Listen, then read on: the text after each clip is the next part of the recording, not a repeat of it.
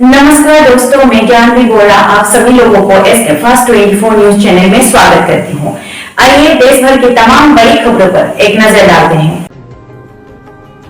मंडली जिला चिकित्सालय आजमगढ़ के रेडियोलॉजी डिपार्टमेंट में CT scan machine Krishna diagnostic के द्वारा संचालित थी। पूर्व में कुछ महीनों से या एक साल के समय के बीच में वो मशीन ख़राब हो चुकी थी। उसको रिपेयर करके संचालन किया जा रहा था, पर वो सफल नहीं हो सका था। तो मेरे कुछ प्रयासों से वो मशीन जो है, नई मशीन कंपनी ने लेकर के इंस्टॉलेशन कर दिया और आज उसका उद्घाटन करके उसको क्रियाशीलता में ला दिया गया है। आज से वो मशीन जो है हमारे जनहित में, मरीज हित में और अस्पताल हित में सभी के लिए मुहैया रहेगी।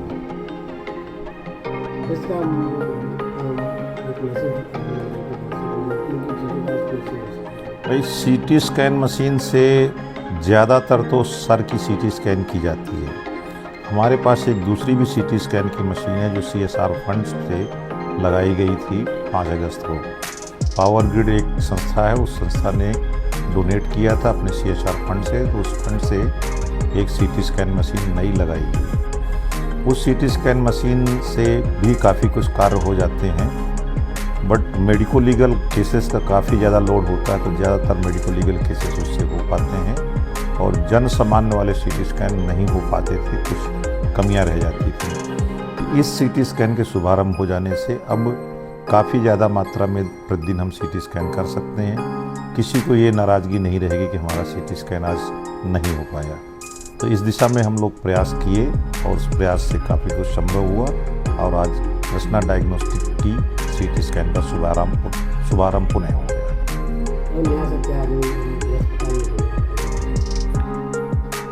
जिला अस्पताल में ज़्यादातर स्वास्थ्य सेवाएं सभी सुचारू रूप से चल रही हैं। उन्हीं को सुदृढ़ करने की दिशा में कुछ कार्य और भी किए जा रहे हैं। जैसे एक मॉड्यूलर भवन जो है काफ़ी दिनों से बंद पड़ा हुआ था, तो मैंने उस दिशा में काफ़ी कार्य किया।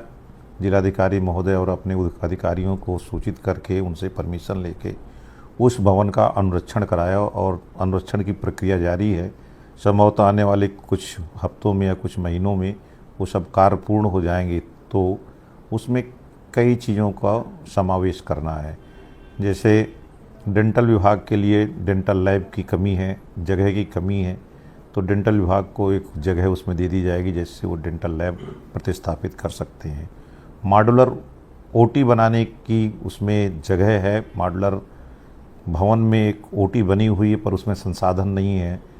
राज्य सरकार से बजट मिल जाएगा तो उसमें संसाधन मुहैया करके एक मॉड्यूलर OT बना दी जाएगी जी। रिकॉर्ड रूम के लिए भी हमारे अस्पताल में जगह नहीं थी, उस भवन में काफ़ी जगह है, तो रिकॉर्ड रूम को भी उसमें शिफ्ट कर दिया जाएगा। इस प्रकार से वो मरीजों को तरह तरह से लाभ मिलेगा। एक उसमें OT संचालित होगी और उसका प्री ऑपरेटिव वार्ड एक रहेगा और एक पोस्ट ऑपरेटिव वार्ड रहेगा, जहां पर इंटेंसिव केयर करके मरीजों को ऑपरेशन के बाद 3-4 घंटा तक वॉच किया जाएगा और वॉच करने के बाद फिर उनको वार्ड भेजा जाएगा। अभी तो होता यह है कि मरीज को OT से निकाला सीधे वार्ड में भेज दिया। वार्ड में कुछ परेशानियाँ होती हैं, कोई टेक्निकल असिस्टेंट नहीं होते हैं, एक्सपर्ट स्टाफ नर्स नहीं होती हैं, वहाँ पर मशीनें ज़्यादा नहीं होती हैं, तो कुछ मिस हैपनिंग के भी चांसेस रहते हैं। पर ये पोस्ट ऑपरेटिव वार्ड जो है हम लोग सभी मॉनिटर्स और सभी तरह के उपकरणों से सुसज्जित रखेंगे और वहाँ पे ट्रेंड स्टाफ नर्स और ट्रेंड टेक्नीशियन रहेंगे। तो ऑपरेशन के बाद 4-5 घंटे तक मरीज को जो विशेष ध्यान देना होता है वो विशेष ध्यान देने की प्रक्रिया की जाएगी। इस दिशा में हम लोग लगे हुए हैं और संभवतः काफ़ी जल्दी इस चीज़ को आगे बढ़ाएंगे। जिला में जल जमाव की समस्या होती थी पहले से? जल जमाव की समस्या होती थी। जल जमाव की समस्या के लिए हमने नगर निगम में EO महोदया को लिखा। उनके प्रयास से एक सफाई मशीन यहाँ पर भेजी गई और उस सफाई मशीन से पूरा सीवर साफ कर दिया गया। वर्तमान में ऐसे जल जमाव की कोई समस्या नहीं है। पूरे अस्पताल में जो भी सीवर का पानी है अपने हिसाब से बाहर निकल रहा है। आने वाले समय अब क्या नया होने वाला है जिला अस्पताल में? अब इस समय में धीरे धीरे जो भी चीज़ें राज्य सरकार के निर्देश मिलते हैं, जो मार्गदर्शन मिलता है और जो बजट मिलता है, उसके अनुरूप कार्य करना होता है। तो यदि कोई